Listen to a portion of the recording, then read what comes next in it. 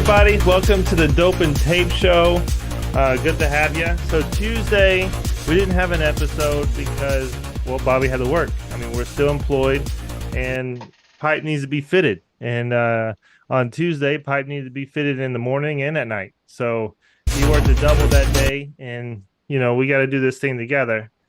So we had to skip it. We do what we do to keep it going. And today we're able to come back to you normal, and we're excited to be here. And it's a super excited, super special episode with Ashby Green, another female in fire protection. And she's actually our first, what do you say, firefighter?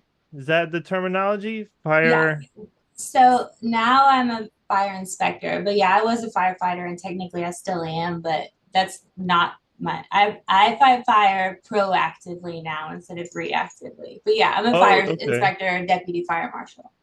So it's still, would you call that, we consider ourselves fire industry? Would you call yourself fire industry as well? Yeah, yeah. I say fire service, you know. Okay, So yeah. fire service. Okay. Yeah. Same. That's good. Yeah, Yeah. absolutely. And just so y'all know, I didn't want to skip it, but backing up a little bit, it's free to come on here. If you have a story that you want to tell, just let us know. We want to hear it. Everybody's story is unique and special, and we want to hear that. And if you want to sponsor this show or any of the future shows, we have a 30-second slot in the beginning and a 30-second slot in the middle, and you just let us know and we can make it happen. But we're here today. Dope and Tape is sponsoring Dope and Tape, so we're here solo. So there's no rules when that happens, so we can talk about whatever, however we want to. But yeah, man, we're super excited to have you, and you're coming from Louisville, Kentucky, right? Correct. Did he say it right? I think so. There's so many ways to say it. Yeah. So you can just kind of tell if you're local or if you're not based on how you say it. But there's no right or wrong way. Louisville. The way I say it is Louisville. So Louisville. there's Louisville. Louisville. Louisville. It's a little Okay. hard for me. I'm I gonna try to struggle remember that. sometimes, Yeah, you're struggling with easy words sometimes. Yeah. What's up to Yeah. everybody in the chat? Thanks for And get joining everything us. right. So what got you into the fire service? Because you've been in there for a minute. If you're in a sergeant and now you're in an inspector role, so that you're like a lifer. You're like me and Bobby. Yeah. So it's weird because it's not in my family at all, but I went to a Catholic high school that really emphasized community service. And so I really fell in love with just helping people. I know that sounds so generic and you hear that all the time from firefighters, but I mean, that's the truth. But ultimately what happened is I moved to upstate New York to live with my dad after 9/11, and I wanted to get involved in the community, and the village was so small that the only way you could volunteer was to join the fire department. So I was like, okay, I'll try it out. And so I just fell in love with it. Like I loved, really for the first time in my life, like that was something I really liked learning about that didn't ever, bore me, and constantly I was challenged and engaged like every day, like in the learning process of it. And so between making runs and then just constantly learning about every piece of it, I was just hooked. And so I decided that I wanted to do it professionally. So after I had my son, I went to a fire academy and got licensed to work. And so I started fighting fire professionally like around 2010. So so I've been a firefighter for, however long that is. I mean, almost 20 years, including the volunteer time. But then when I had my daughter 5 years ago, it logistically was basically going to be impossible, Yeah, you're because gone. it's you work 24 hours and you're off 48 for every fire department I worked for. It's been that way. So I was, looking into other options. And so Louisville was hiring for the fire marshal's office, and I applied really just to go through the hiring process for the experience of it, because I knew that was something I wanted to do later, and I was like, I'll try it out, whatever. But I got the job. So, and the offer was so good. Like, I work 4 10s. I always have 3-day weekends, and when you fight fire, it doesn't matter if it's Christmas or your kid's birthday. Like, you're working. So we joke about it, but by the time you have enough seniority to take off on days that are holidays, your kids are grown. So anyway, so just the value in always having those 3 days off on the weekend, and that's what I really needed for to have my family. I took the job. And so yeah, so here I am. So it's been about 5.5 years. I interviewed for my job, and then I had my daughter the next morning. So Oh wow. My yeah, goodness. yeah. Like, when you apply to Louisville or you interview for promotion, they photograph you when you show up, and you're holding a sign that has your name on it and the time that you showed up, and then the time that your interview is. And I'm enormous in my picture. Yeah, I was, like, basically Baby 10, ready. 10 months pregnant. Oh Yeah. my So goodness. yeah.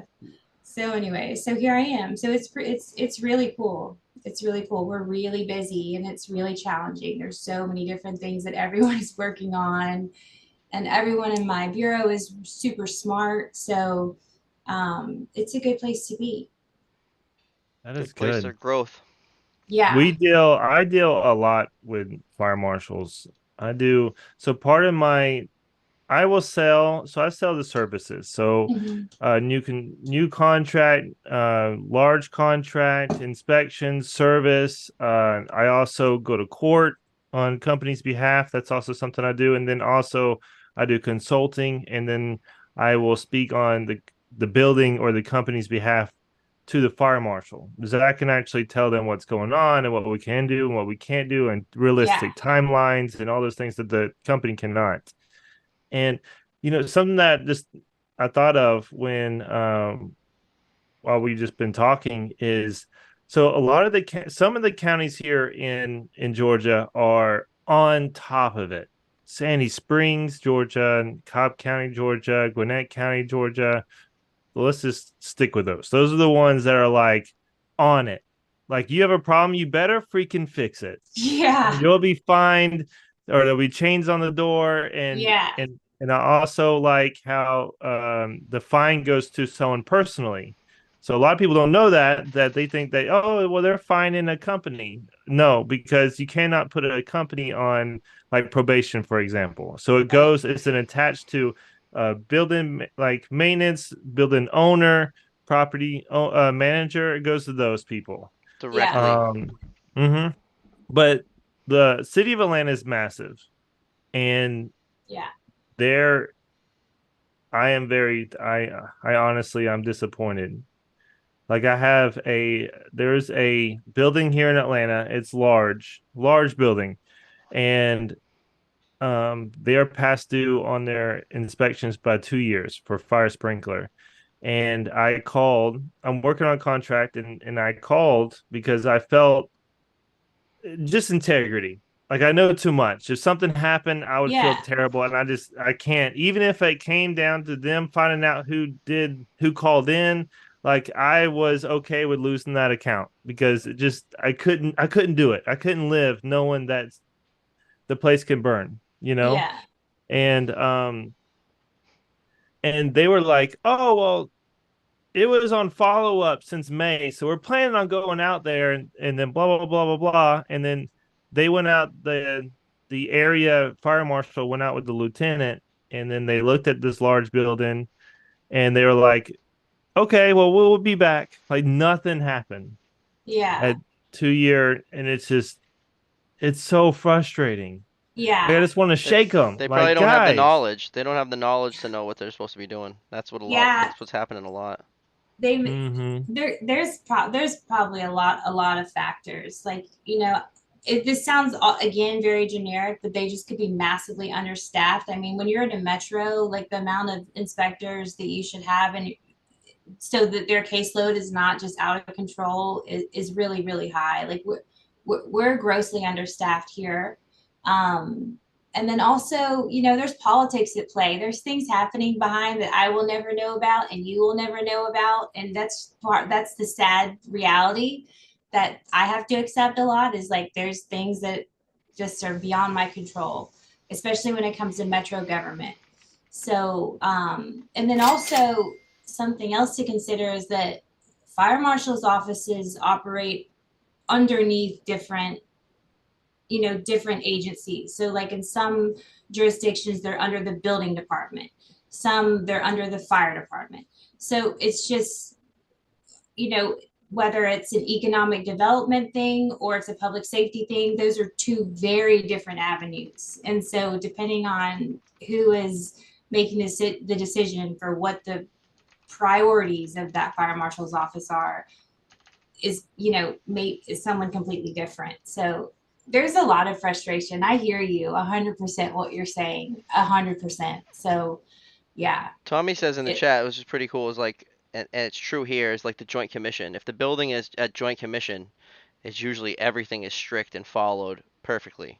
But if it's just, or if it's, you know, the Joint Well, that's Commission because really helps out a lot because well they're they in control special funding. interest. Yeah, and Without like, joint commitment, all the funding's gone. right. and then who owns that building? Like, is it owned by the city, or is it like, HUD housing? I mean, I'm not asking you to like say out No, loud, but those are important considerations. it's definitely like, corporation. It's a large Okay. corporation. yeah, Might be paying somebody. it's hard to say. You got to keep that funding. So what you're It's talking hard. about is working 24 and having 48 off. When I have to do like the double shifts, as Brian was talking about, when we missed the Tuesday show, I think Yeah. about that. People are like, how do you do it? And I'm like, well, firefighters and Mhm. paramedics and nurses, healthcare professionals, they're working super long shifts. So like, why can't we? Yeah. You should be able to do a 24. My thing is, I need to keep moving. If Same. Yeah. I stop and sit down, it's over with. Like I gotta keep moving, Yeah. keep going, We and, had and a then lot that of work momentum. last night, and we took like a little break, and it's just like, it really just takes the wind right out of your sail. And you can't do it alone. Especially at Like that doing hour. it alone is it's not gonna happen. You have to have a team Oh yeah, so you can push each at other. least another person. Yeah, Yeah. at least someone else that you're struggling with. I mean, it makes you gotta have a buddy, Buddy, Yeah. keep it the buddy system. little buddy system. Yeah, I mean, I did doubles for a long time, but I think with services like well for trades you have to have with OSHA. Was it like a 7 hour break, an 8 hour break in between? I think it might be seven. So if you work a certain amount of hours, you have to have at least 7 hours. OSHA? Yeah, I think OSHA Never heard of dictates her. that. No, No. neither did the company I work for. Yeah. Not now, but at the time when I was working the ridiculous hours, it was just they were like sleep in the truck. It counts. Yeah. Quick nap in the van. It's tough. I was like, oh my gosh, So man. Louisville. I'm scared to say it wrong. Louisville. No, it's all right. How involved are you with sprinkler work? So I'm not super involved with sprinkler work, but I'm a huge fan of sprinkler systems. Well, just fire protection systems in general. They're so crucial to have that engineering component, because people are not going to do, what they're supposed to do. And there's, you don't know what you don't know. And so I really, we rely on fire protection systems to keep people safe, primarily here in the metro. Yeah, it doesn't burn. Yeah. So sprinkler systems, I don't know, they're so intricate. And so I don't know a whole lot about the intricacies of them. We have 3 guys that are totally dedicated to plan review and new construction inspections. And they are like, brainiacs when it comes to that stuff. But for my jurisdiction, my interaction is following up on system failures, making sure that they're back in service, making sure that deficiencies get taken care of. And of course, making sure, that everyone's annuals are done, their 5 years and whatever. So I'm just making sure that they are calling you all to do your job instead of, Awesome. just biding their time, hoping that no one will find out that they haven't had their system inspected or whatever. So yeah, in terms of like the technicalities of systems, I'm not that well versed in them, but I do, have to stay on top of them, citywide. And so, but I also, speak very highly of them because they just really do save lives. And it's just a world difference, and that's the first thing I'm looking everywhere I go looking at to see if it's sprinkled.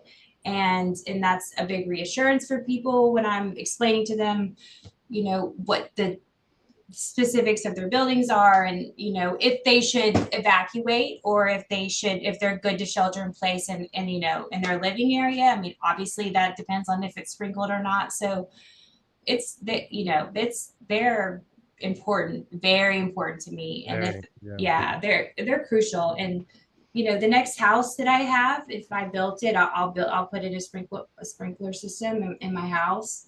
I think, I wish we were in a place economically where it's realistic for builders to mandate them, in all Right. jurisdictions. But we're not there yet, but we will be one We're day. But working on that. Yeah. yeah. Just And keep there are, talking about it. yeah, exactly. Well, we have to keep advocating for that. So, um, they're super important to me. And we have, a high-rise sprinkler ordinance in Louisville, and I really didn't at all until a couple years ago have an accurate grasp of how wonderful that is and how much it reduces our fire problems in these high rises. As you're watching the news and seeing all these high rise fires and how devastating they are and horrific. And then I'm like, that's not happening here. And that is so nice. That was in It the gets, 80s? no, that, yeah. So ours was enacted in 91. 91. Okay. Yeah, it was enacted in 91, and then they had 12 years to retrofit the high rises. And I think it was done in phases, if I remember correctly. Like you have to have 30% of the building sprinkled in 3 years or whatever it is. But ultimately, there was 49 high rises, and they had 12 years to be fully sprinkled. Wow, That's So, that's a system's feat right cool. there. Imagine yeah, adding Yeah. and sprinklers to a high rise, the whole thing. yeah, It's a lot of work. and the cool thing is that, and it's probably not just the fire service, but everything is reactive. Like, oh, now we have a code because all these awful things happened. So our chief at the time, he was already doing some research and putting feelers out about implementing something like that. And then in 91, I think it was 91, was the One Meridian Plaza fire in Philadelphia, where there were 3 firefighters that were killed. And that year, because he had already started, getting it in his mind that was something that he was looking into, and then that fire happened, and he was like, okay, this is important. So Louisville did not enact this ordinance because we had some kind of devastating fire. It was just that he recognized that it was happening, it was going to be a problem if we didn't do something. And so he went to work, and our mayor at the time was also very well connected, and so they teamed up and just really got a lot of great advocacy. And took a couple years, but they got the ordinance passed, which was a big feat, really. That's No, awesome. that's huge. Because, Yeah, like you said, politics, so much politics is in that because it involves ridiculous amounts of money. yeah, I wonder yeah. if there's So cities that I wonder if there's cities that haven't passed an ordinance like that, and there's high rises that aren't sprinkled. yeah, New York City. There's high Yeah, rises No that don't have way. sprinklers.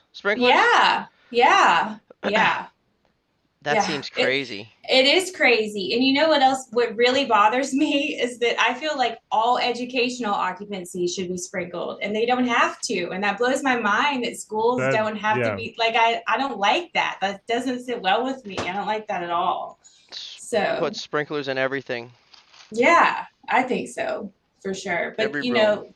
they're expensive. I mean, you all know Yeah. they're expensive, but they incentivize it with some tax breaks and obviously lower insurance rates. But it's still, I don't. I mean, I don't know.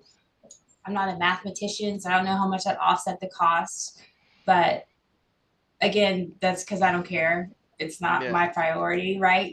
Life safety is. So, but yeah, it's pretty cool. So anyways, I took that for granted just because I didn't really know. And it's so interesting. Like you fight fire for so long. And then like I came to the fire marshal's office and I was like, what's going on here? What are you all even talking about? Like, it's just, there's so much to learn and so much to know. So anyways, as I started finding my way in the job, I really started realizing like the huge value and just safety in having these the high rises sprinkled. So we have not had a fatal fire in a high rise since then. Oh, Um, that's awesome. That's an awesome yeah, statistic. I mean, why That's would incredible. yeah, so and we have fires in them often. Like they're, cooking fires but they're small Yes. fires but we, get notified quickly and they're, kept under control. So it's not that everyone's doing the right things and the safe choices. It's that engineering is protecting us. And I'll tell you something else that I'm a big supporter of is automatic door closers, because that's another fire protection system that has to do with building construction that stops the smoke and keeps it compartmentalized. Because if those doors don't close behind people, They're when not gonna you're get closed. They're gonna be open. They'll stay open. No one's gonna close yeah, them. exactly. And so there was a fire in the Bronx. You all probably remember, is relatively recently, Yes. like within the last year and a half or something. And I believe it was a guy's child, and he was playing with fire, accidentally started a fire that, of course, spread very quickly. And the guy was going in and out and evacuating his family and then shut the door behind him because he's in fight or flight mode. I mean, it's like, I always say, like, who needs a to do list of things? Like when you're, fleeing for your life, nobody.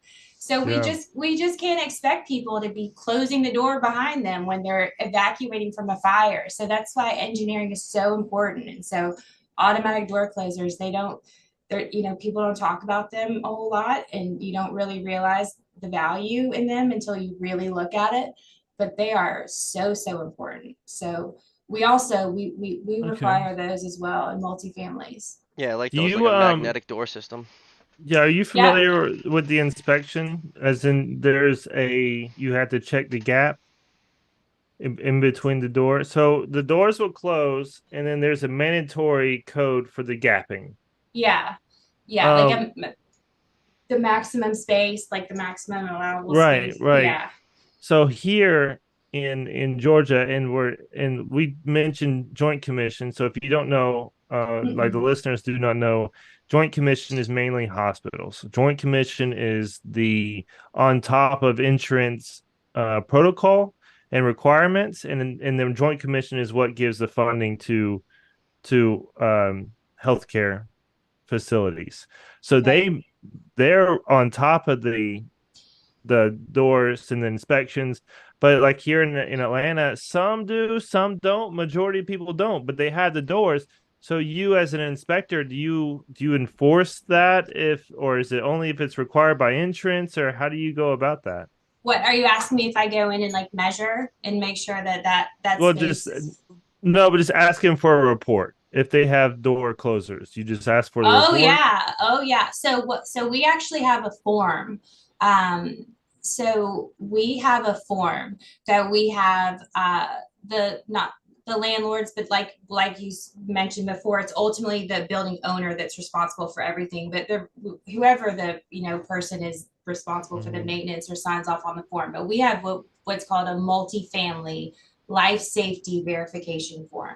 So they're signing off that they have working smoke alarms in every unit, that they have a second means of egress that's clear and accessible, and that they have automatic door closers. Because we just cannot logistically get into every single space that we want to put Well, of eyes course, on, y'all don't have time. No, you have to Yeah. go And through. so when we require that and this is new to us, so we don't have these, forms completed on, of course, every occupancy yet, but hopefully we will. And of course, there's going to be a good amount of people that are going to pencil whip that, right? I mean, it's not, people are just signing stuff, but we do the best that we can.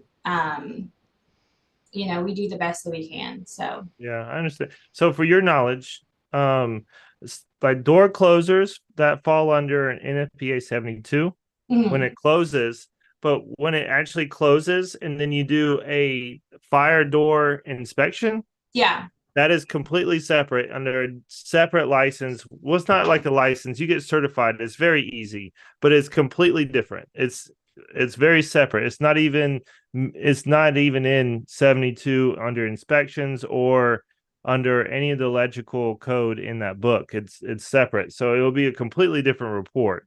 Do y'all check that too? Yeah. So the fire doors that have to be tested annually, is that what you're Correct. speaking Well, of? the actual door itself. So the door closes and the actual door that you test, you have the inspector will get certified and the Mhm. doors will shut and the inspector is inspecting the door. So for example, there's this little tool which is basically like a little measuring device that gets a little thicker and you just put it in the different areas. And Okay. then Yeah. also the frame as well as the doors, the serial code have to match. Yeah. Yeah. And it's Yeah. yeah. Okay, so Mind the y'all gap. Yeah. So I don't know. I am not that thorough, and I'm not doing that when I'm doing like my routine inspections. But our guys that do plan review and new construction, they absolutely do. They're putting eyes on every single detail. You don't get your CO until every single thing gets checked off. Like they are on top of it. So, but That's good to hear. but no, I don't. So the like one thing, this is kind of awful, but I'll go in and I'm like, so there's supposed to be an actual door there. Like I know it's gone. It's probably yeah. the basement. You need to put it back.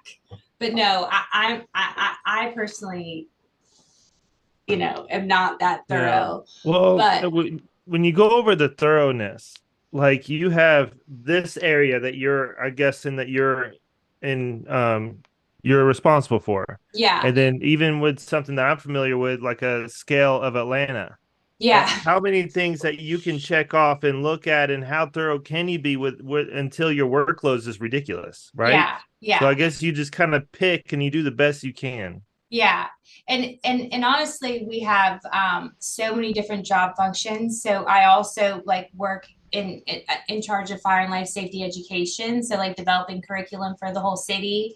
And I do so much. Like I have a girls camp that I started, and so I Oh, do that's a awesome. lot of other things besides. But going back to what you're saying, my area of jurisdiction is it has the highest frequency of fire in the state, but Wow. it's 85% residential. And so it's a fire problem that's directly tied to the unhoused population and vacant buildings.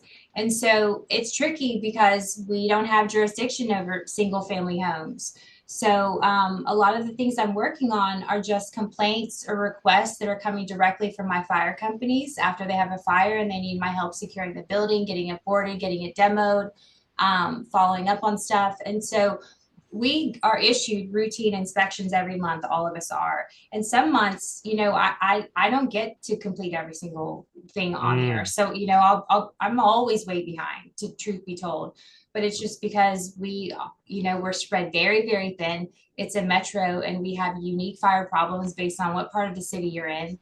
And honestly, um, not that routine inspections are not important to me, but my priority is keeping my own people safe. So all people, right? All people. But when I'm getting stuff from my fire company saying, "Hey, we fought fire here for the third time in 2 weeks," um, where people are continuing to break into this place. Can you get it secure? Like I'm all in on that. Like I'm focusing on that. If my guys are asking me to help them do something, yeah, no, absolutely. I want them to go 1000%. home to their families in the morning, For and I get sure. like completely hyper focused on doing everything that I can for, for our people. So That's yeah. great. So I they So completely break into the agree vacant that with houses and that light them for on fire? sure. yeah, so I don't think that it necessarily happens just like that. There's a lot of factors, like whether they're cooking or they're trying to stay warm or they're wiring it Mm, from a house, electricity a couple houses down or whatever they're doing. They also have like turf wars where they are using fire as a weapon. They're like burning each other's houses down when it's not even their houses. There's a Oh my lot goodness. going into the psychology of their okay. behavior. So there's all different Making factors. a lot of jobs. So Yeah. that Oh side of yeah. things we don't really see. That's a part that we had no idea. Like I Yeah. talked to them on an inspection and as far as the building fire protection integrity side in Yeah. inspections. But outside of that, I'm not involved with the fire marshals. Yeah. So what's this the girls camp? That sounds cool. Yeah, it's super cool. So it's we did this year was the second year of it.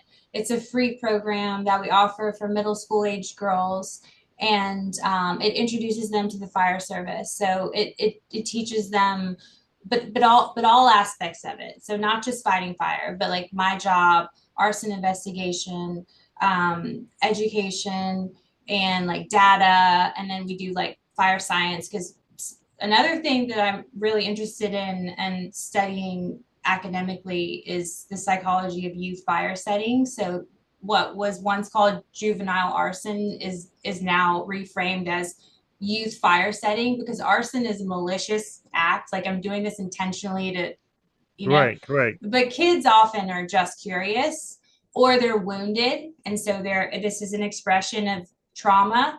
So it's not necessarily a malicious act. So anyways, um, all it's very normal to be curious about wanting to play with fire, but it's important to learn how to do it responsibly. So we play with fire at camp, like, safely and like learn the Right. science of it because I want them to understand, you can suffocate it by interrupting this chemical reaction. That's how you put it out one way or the other. So, but ultimately it goes back to just the very disproportionate gender staffing ratio because women weren't welcome professionally to the job until the 80s. And so Wow. there's still very few of us.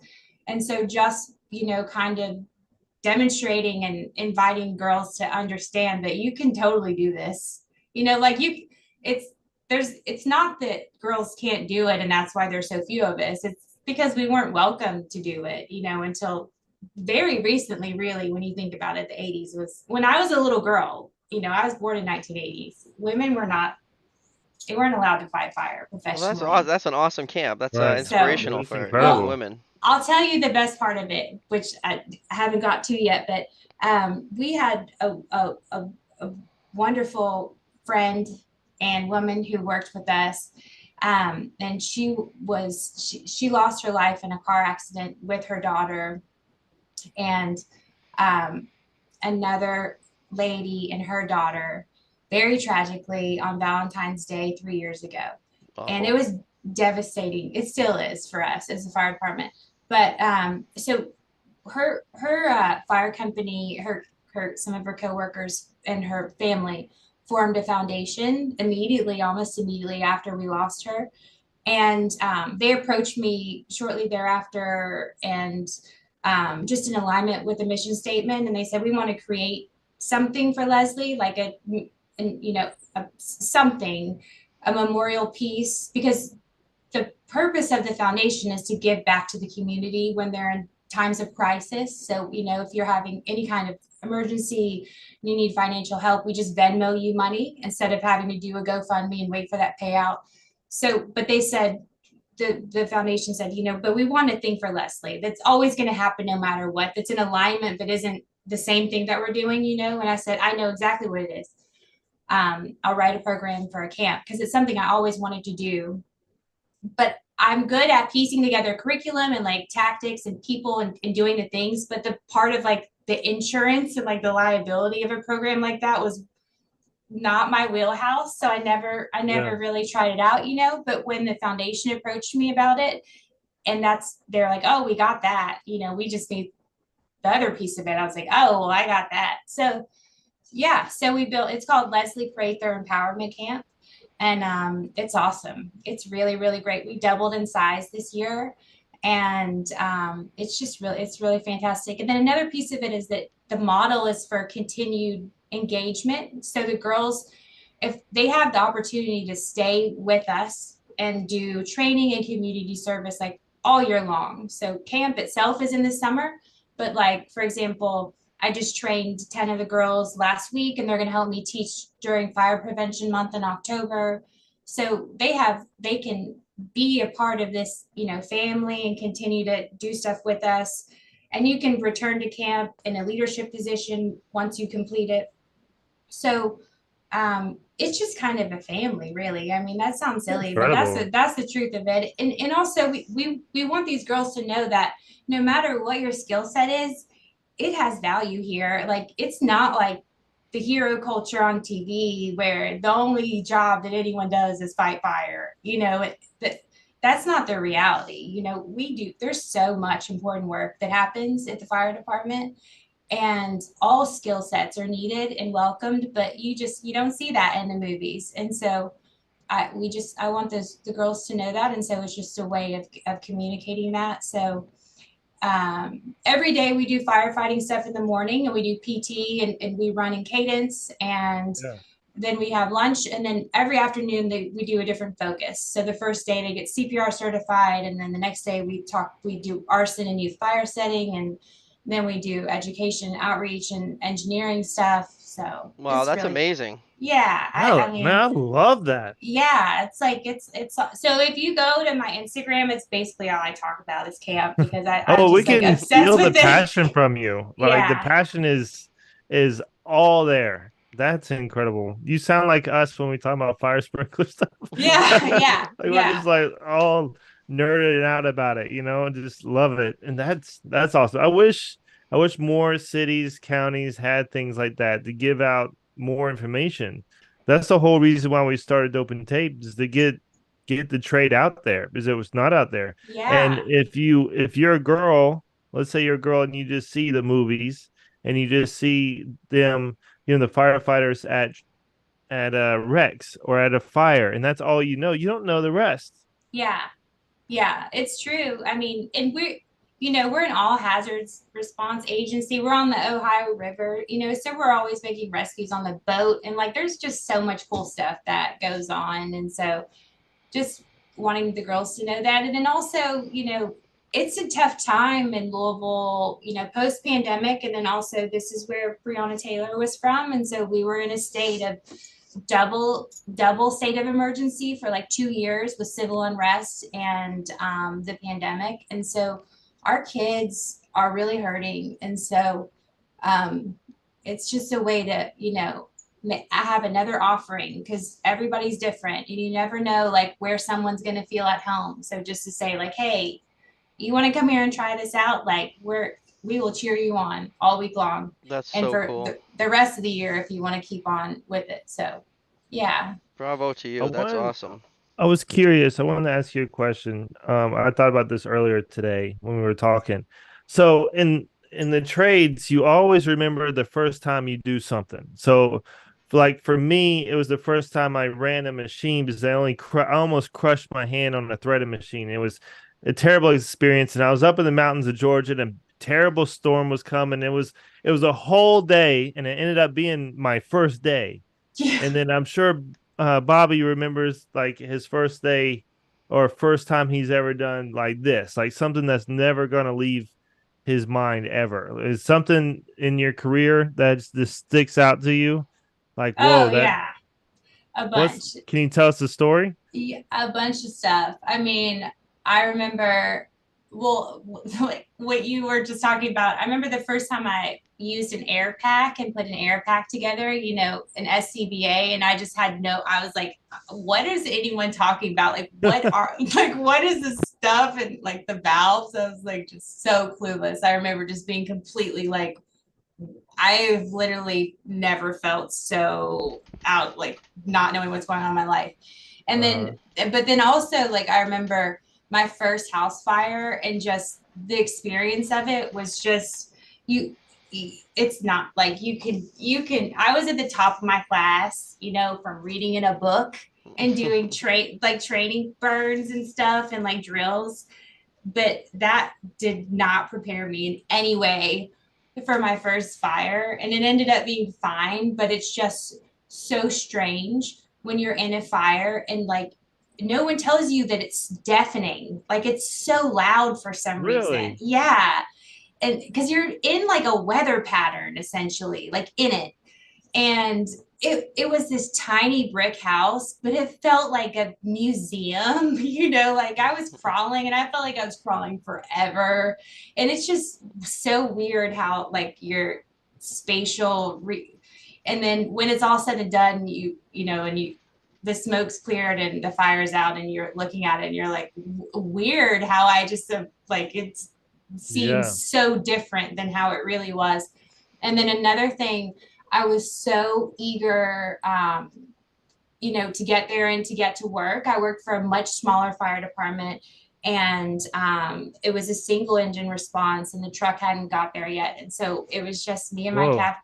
It was just me and my captain, and I was in a big rush to get inside, obviously. And so, and I've always been a very aggressive firefighter, like very aggressive and fast. And that was like my skill set because I'm tall, but I'm obviously not like as strong as other people that I worked with, like, all the guys.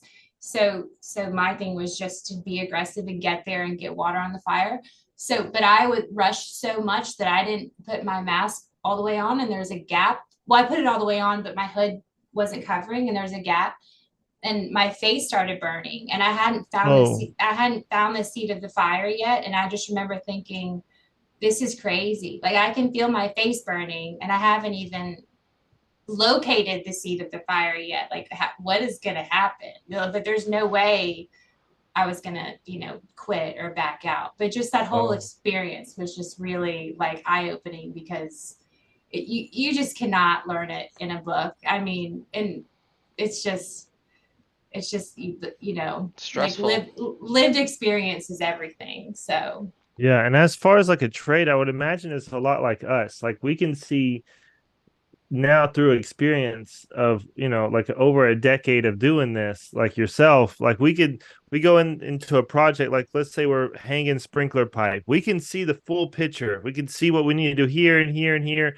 It's almost like if you were in a car accident, like you remember nothing, and then you're yeah, in the same accident and then the same accident and the same accident, and then you just start seeing and remembering, and you kind of get comfortable in a way, and you can see yeah, the big picture. So after a yeah, while, when you go into a house fire, you can like look and see, oh, that's this is this, right? yeah, absolutely, absolutely.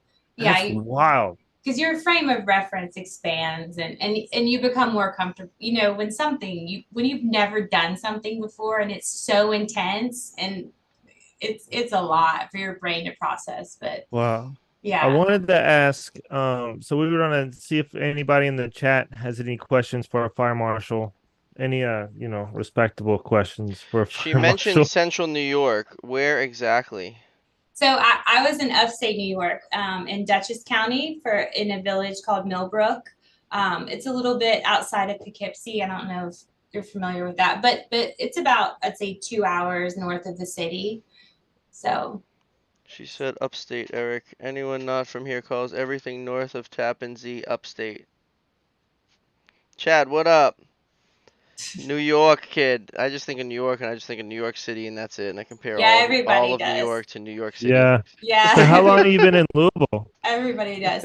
So I've been here. I've lived here as long as I've worked here. So just I used to fight fire for a different fire department in Louisville, but I was commuting. I would, because I was only working every third day. So I'm from Lexington, which is like an hour away. But I've lived here for about 6 years now. But I actually don't live here anymore. I live right across the river is Indiana, and the cost of living is much lower, and the school system Oh is yeah. much better, and it's a lot safer. So I bought a house in southern Indiana like about a year and a half ago, but it's literally like 5 minutes away. Like I just go across the bridge. It's nothing. So It's Okay. great. Well, do you Indiana. have any yeah. questions for us? Um. Gosh. Well, can you tell me about like can you describe the name of your podcast and like what it's all about? I mean, I know it's some kind of like technique or whatever. Okay, Just break so it down for me because yeah. all right, so dope and tape is. Do you have any with you? Take it away, Bobby. I got tape.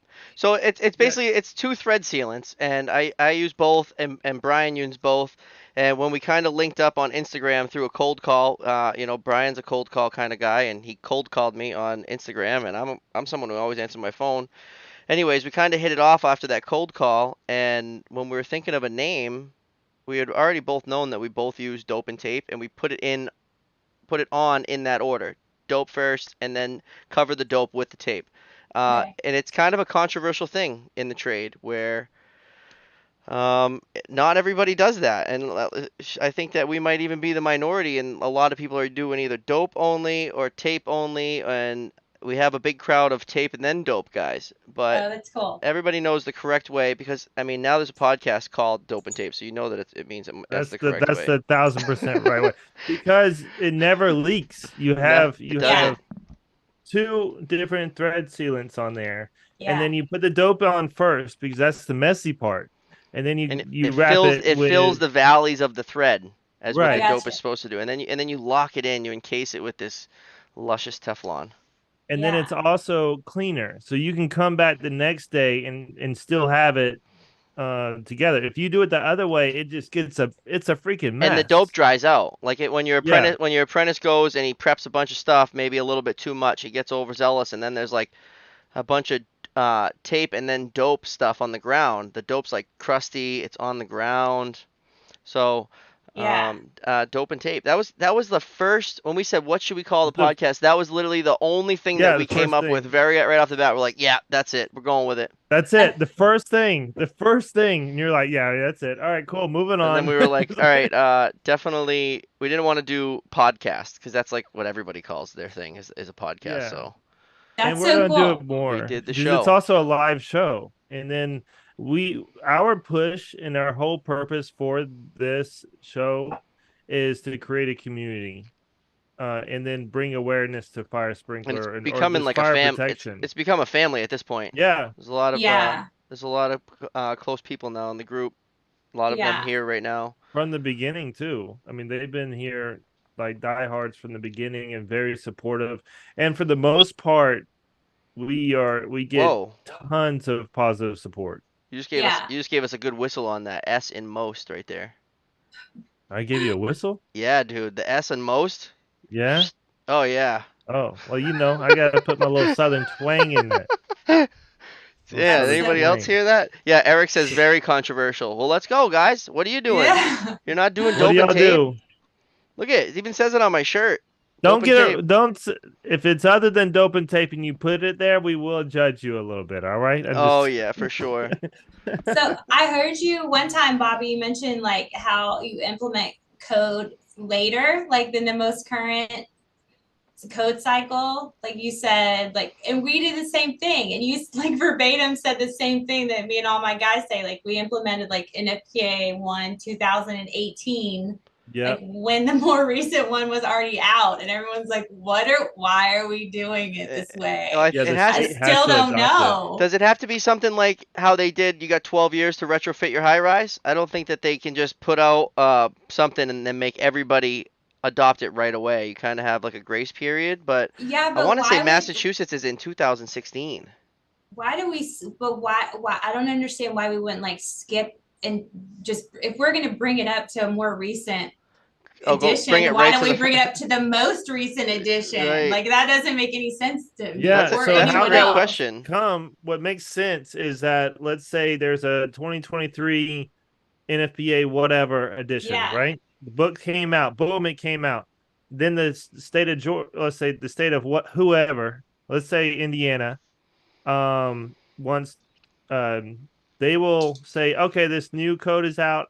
We will start implementing it in 6 months. Yeah. And I think that's the way it should be, but it's not. It's like 3 years down the road. Some people are on some So people are three on years later. 2012. Like people are still implementing 2012. Yeah. It's yeah. I don't get that. Wayne said something a while ago I didn't get to read, but we definitely need to. I want to mandate. We need to push. What do you say? We need to legislate so all new homes have sprinklers. Yeah, For And sure. absolutely. isn't Yeah. That's what's huge. that coalition? I don't want to say it wrong. It's the National Sprinkler Coalition. No, I'm thinking of the single family the home They were at coalition. They were NFPA. at NFPA. We were going to talk to them, but It's It it's got the weird. Fire Protection Home Coalition or something, and they're trying to like you said, it's just like it should just be you need to put sprinklers in, just like you need to put every other you know, all the other stuff in there. You gotta build a new house, you gotta put sprinkler, put some fire protection in it. Callie's using 2020. Yeah, but if Wayne, you they guys are the put in best. sprinkler stuff in my house, like I want iron pipe. I don't want You don't want PVC. no. No, never. Keep that orange crap out What's of the my cost house. difference? If you're paying for the sprinkler Eee. system, I'm gonna pay a little more for steel. Yeah, I guess I guess the thing is like the freezing factor. I don't know. Oh, that's a good topic. What's your coldest? What's your winter like? In Yeah, it's cold. It gets cold. We had like a cold snap over Christmas and every sprinkler system Everybody went on out. this. Everybody froze Oh and my like gosh. everybody's, stuff. I had so many notice of hazards. I like just covered my whole office with them yeah, we wallpaper. were doing that up here. It was Yeah. the wind because you had that additional front come on that way, and that wind mixed with the cold.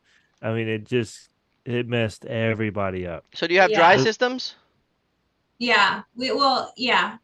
And then yes, yeah, we do. We and so we also like we'll have lots of issues with air compressors too. Yeah, Like they it's trip not out. I think the number yeah, number one problem is it somehow when it goes to kick on, it trips the breaker, yeah, and then you're just waiting on all the pinholes to just you're waiting on that valve to just let leak in the go. air. Yeah. yeah. That's it. Why no CPVC?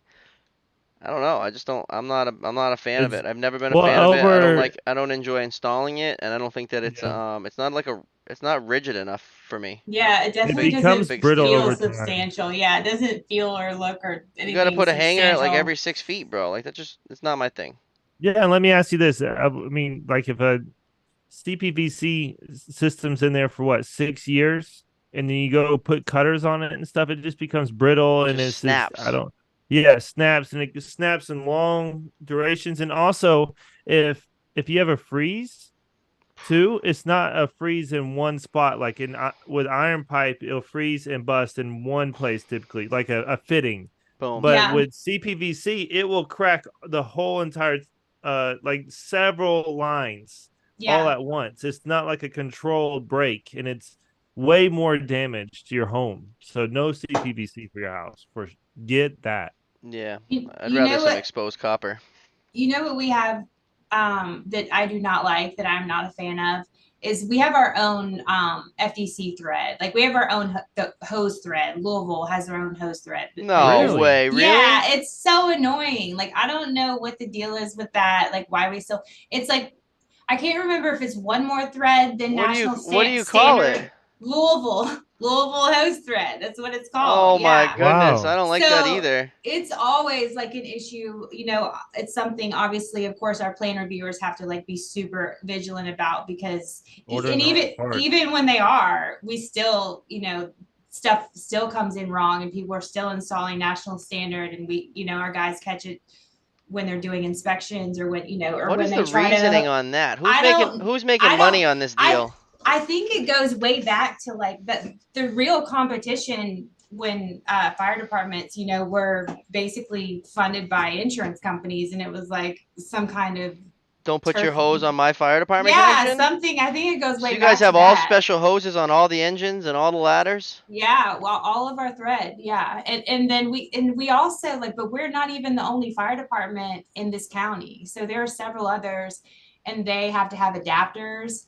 It's a whole thing. It's ridiculous. And I didn't know that. I And it's never like knew that. when I worked at the other fire department, and I tried to connect like just to the pump panel of my engine, and it was a Louisville thread for whatever reason. And it was like it does the thing where it cross threads, but like you can still force it, and you're like, I mean, I guess Uh, this is what I'm gonna do now. And so you just force it on, but then when you charge the line, it just blows off. So I was like, what is happening? This is so frustrating. Someone was a good salesman. Like, hey, look, I this is know. better. But I don't understand. Like, but now it's like it's obviously everywhere. So it's hard. It would be hard to be like, okay, we're not going to do this anymore because then literally every fitting would have to change. But Syracuse has its own thread too? yeah, What? I've read that we're not. There's several areas that do that, but it's Why you just gotta so. be different? It's So it's do y'all ridiculous. do? I think Florida does 5-inch connections. Do y'all do 5-inch connections to buildings? We do 2.5, or no, we don't do 5-inch to buildings that I'm aware of, but like A some 4-inch. You're talking about 4-inch hydrants. storts? A Me, 4. What? yeah, What are you talking about, Bry? 5-inch. The 5-inch hose connections to Yeah, buildings. Like I saw it when I went to on vacation. I was down in St. Petersburg and they had 5-inch connections to the buildings. Wow. some of Yeah. our hydrants are, but no, not to buildings that I'm aware of. Yeah, I mean, they were out there. I saw it. I gotta look into it and see what was up. But it was clear to me that it was a 5-inch fire hose connection. But I would think the displacement in water would be less because the how big the diameter of the piping is. I would imagine it would be less pressure. Like the 2.5 will reduce it, and the pumping truck will be able to create more pressure. That's how I think, and Five I inch don't just know. seems like a lot going into a building. Oh man, it's yeah, I don't it's a know. It lot. seems like a lot. Have you have you ever seen? Have you all been to Europe and like seen the? So I was in Paris, and the way like their whole everything is different. Like their whole plumbing system and their FDCs and like the way that they connected the standpipes. It's pretty cool. I can't remember. I think they like connect like underneath the street or something. If I remember correctly, they like there's like Oh these wow, kind of I've never seen that. manhole things, and then you like connect under the street. And I don't remember, but um Huh. I love doing that. Like when you travel, looking at fire protection systems and like, just continuing to be super weird and interested in the dorky Yeah, stuff about that. But it's the pretty same. fascinating. I never Yeah. seen that before. I have to look into it. That is pretty Yeah. cool. I'll I've have never to been to look. Europe, Yeah. My but I'm gonna sister be was looking when in I go. Every time I go Paris. somewhere, I'm definitely checking Oh out the man, I'm sprinkler all over it. system. We're going to AFSA expo and convention next week, and we're all gonna stay in the same condo. So I mean, me, Bobby, and then Chris from the Fire Sprinkler podcast, and I'm sure we're gonna be all over And that Chad. resort. Yeah, and Chad's gonna join us on Don't be Friday. leaving out my boy Chad. I'm gonna pick the Where's boy that? up at six AFSA, it's a.m. in Orlando next week. The Okay. American Okay. Fire Sprinkler Association. Yeah. I saw you all went to FDIC. Was that, No, we went to NFPA. oh, that's right. NFPA. Okay. Okay. Did you go to that? Uh, Did you go to those shows? No, I haven't been to the NFPA one, but I've been to FDIC a few times. I'm also, I don't know if you've heard the term community risk reduction. So it's like it's basically where you are using data to assess your risks instead of just what you think is happening. Okay. And so I'm pretty involved in the community risk reduction community. And it's also the understanding that we are mitigating risks not just through reactive response, but through proactive response, and also through community partnerships and engineering and education and all these different pieces of it. So I go to a lot of community risk reduction stuff, and I was on an NFPA committee, so I would go to NFPA, but not the conference.